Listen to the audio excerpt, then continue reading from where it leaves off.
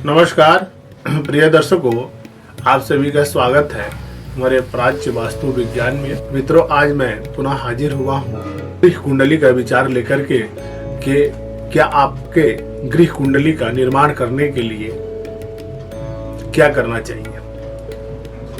अगर आप अपने कुंडली में अपने जीवन धार के लिए अगर उत्तम सुख की प्राप्ति करना चाहते हैं तो गृह कुंडली हमारे वास्तु का जो कुंडली होता है अपने वास्तु के अनुसार यह देख करके मैं विचार करता हूँ कि आपके गृह में किस ग्रह के कारण कौन सी कमियां उपलब्ध हो रही है। मैं वही जो है गृह कुंडली को लेकर के आज उपस्थित हुआ हूँ, उसी पर मैं चर्चा कर रहा हूँ कि क्या आपके गृह में सूर्य से पीड़ित योग, अगर आपके गृह में सूर्य से पीड़ा उत्पन्न होती है, अगर आपके गृह में सूर्य जो है इस स्थान यानी कि अगर मेष के सूर्य अगर स्थित होते हैं तो उसका क्या फल की प्राप्ति होती है। आइए इस पर आज जो हम चर्चा करते हैं कि अपने गृह कुंडली का अगर आप निर्माण करते हैं तो इस निर्माण कैसे करेंगे आप।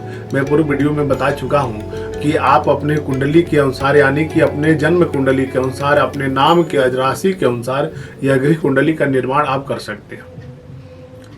किस दिशा में किस स्थान पर आपका जो है घर है यानी कि आपका वास्तु का जो विचार करते हैं तो वास्तु पुरुष का यह कुंडली है। वास्तु पुरुष के कुंडली के आधार पर भी हम वास्तु दोष का विचार करते हैं। अगर वास्तु पुरुष की कुंडली ही नहीं मालूम है, वास्तु पुरुष का दिशा ही नहीं ज्ञात है, तो हम वास्तु का विचार कैसे कर सकते हैं।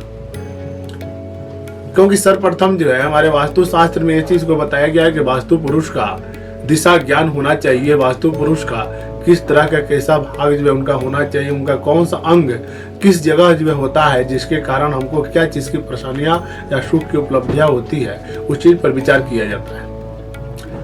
सर्वप्रथम आप इस चीज को देखें कि आपके गृह कुंडली का निर्माण अगर हम करते हैं तो गृह कुंडली का अगर निर्माण किए हुए हैं उसमें गृह कुंडली के निर्माण में अगर सूर्य आपका जो है मुख्य स्थान पर अगर विराजमान होता है तो व्यक्ति को क्या चीज की सुख की प्राप्ति करता है। यानी कि अगर आपके गृह कुंडली के निर्माण में सूर्य अगर सर्वप्रथम अगर लग्न में स्थित रहता है तो सूर्य के लग्न में अपने मेष राशि का उच्च का होने से उस गृह में जो है वर्चस्व की प्राप्ति होती रहती है। वर्चस्व ही सबको जो है प्राप्त होता है और वर्चस्व के कारण अपने जो है मूलाधार से उस व्यक्ति को यानी कि उस गृह में रहने मात्र से व्यक्ति की सुख की प्राप्ति होने लगती है। क्योंकि सूर्य जो हमारे होते हैं या हमारे गृह कुंडली में सर्वप्रथम जो है सूर्य को उत्तम फल की प्राप्ति के लिए माना गया है। क्योंकि पूर्व दिशा का स्वामी जो हमारे होते हैं सूर्य होते हैं।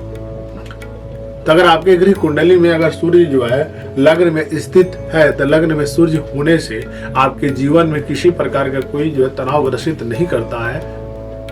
आपको जो वर्चस्व का अच्छा सुख की प्राप्ति कराता है। हर एक व्यक्ति के जीवन में एक ऐसा उत्थान उत्पन्न होता है जो कि व्यक्ति जो अपने विचारधारा के अनुसार जो है केवल जो है उसको कर सकता है और करने मात्र की कल्पना भी नहीं किया हुआ रहता है व्यक्ति कि क्या हमारे जीवन में ऐसा प्रतीत हो सकता है। क्योंकि यश की प्राप्ति का कारक ही होता है सूर्य। हमारे एक ऐसे तापमान ग्रह है कि हमारे सारे दुखों को सब कुछ को जो है हरने की क्षमता होती है। अगर आपके गृह में सूर्य का ऐसा अगर प्रभाव उत्पन्न होता है तो उसके लिए आपको कभी जीवन में किसी प्रकार का जो है कमियां उपलब्ध नहीं हो पाती है।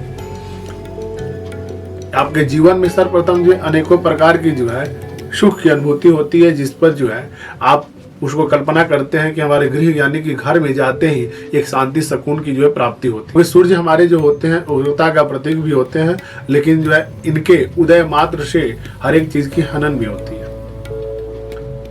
तो अगर आपके गृह में यानी कि आपके गृह कुंडली में अगर सूर्य आपका जो है प्रबल होते हैं तो उग्रता का भी प्रतीक भी देते हैं।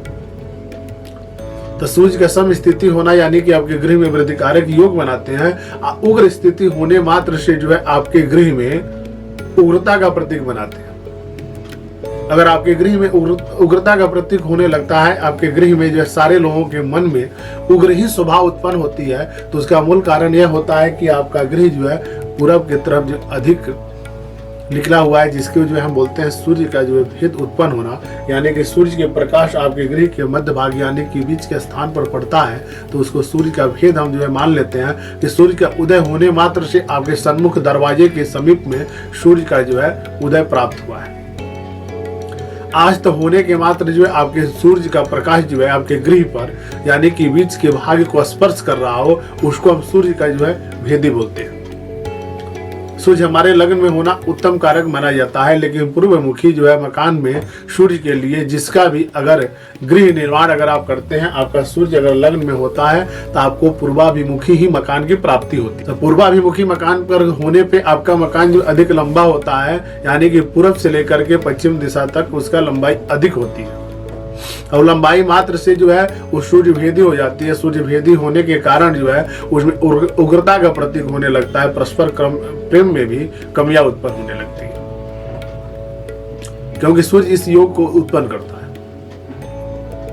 वहीं सूर्य का अगर स्थान दे करके सूर्य को अगर हम मध्यम बना देते हैं तो हमारे जीवन में जो उग्रता बनी हुई रहती है, परस्पर प्रेम में कमियां आती है, वो हमारे जीवन के लिए उत्तम फलदायक योग जो है बना देते हैं, जिस पर हमारे जीवन में एक अच्छी जो है वृद्धि प्राप्त करने लगते हैं, जिसके कारण जो है व्यक्ति अपने जीवन में अनेकों सुख का प्राप्ति करता है। तो किस भाव में सूर्य को होने से क्या फल की प्राप्ति होती है, मैं आगे वीडियो में जो है आपको ये भी बताऊंगा कि कौन से घर में अगर आपके सूर्य बैठे हुए हैं तो किस प्रकार के सुख की जो अनुभूति कराते हैं। आप अपने राशि के अनुसार जो है इसको देख सकते हैं। यह कुंडली बनती है आपके गृह वास्तु के कुंडली जो है आपके अनुसार, गृह के अनुसार, स्थान के अनुसार मैं पूर्व वीडियो में बताया हूँ। अगर हमारे वीडियो को अगर आप देख रहे हैं, हमारे चैनल से जुड़े हुए हैं, तो आपको जो है समझने के लिए थोड़ा भी विलंब नहीं लगेगा, क्योंकि आप अपने नाम के अनुसार उस जिस स्थान पर आप बस रहे हैं उस स्थान के नाम के अनुसार जो है आप देख सकते हैं कि हमारी गृह कुंडली क्या कह रही है। अगर ऐसे आपको जो है समझने में कोई भी परेशानियां उत्पन्न हो रही है तो हमारे कमेंट बॉक्स में आप डाल सकते हैं कि हमको जो किस प्रकार से अपनी गृह कुंडली को देखना चाहिए। आप हमारे चैनल से जुड़े रहें, अपने गृह कुंडली के अनुसार अपने जो है जीवन को सुखी एवं अपने घर को मंदिर बनाने के लिए प्रयत्न करते रहें। नमस्कार।